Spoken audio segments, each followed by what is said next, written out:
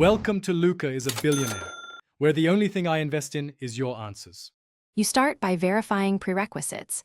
Confirm your Intel GPU model and the installed driver version so you know what to update. Next, check Windows Build and DirectX 12 feature level to ensure compatibility. This avoids wasted steps. Once done, disable game overlays and set the power plan to high performance to prevent throttling. You should also close background apps that use GPU resources. These actions prepare the system and immediately reduce variables before deeper fixes. Now perform the core updates. Use the or Intel's cleaner to remove old drivers completely, then install the latest Intel GPU driver. This prevents driver conflicts that break DirectX 12.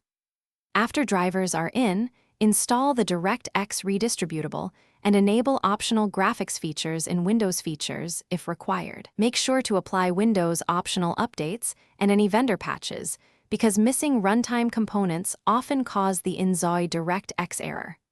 Once these steps are complete, reboot to commit driver and runtime changes. Finish by verifying DirectX 12 via dxdiag and run the Inzoi checker to reproduce the error. This confirms success or failure. If the issue persists, roll back to a known good driver or try the previous stable Intel driver because newer releases can regress.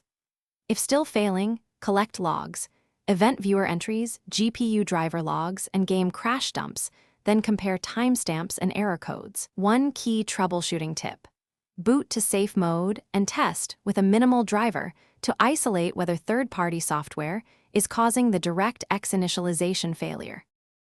Thanks for watching and please subscribe. It's the best investment you'll ever make.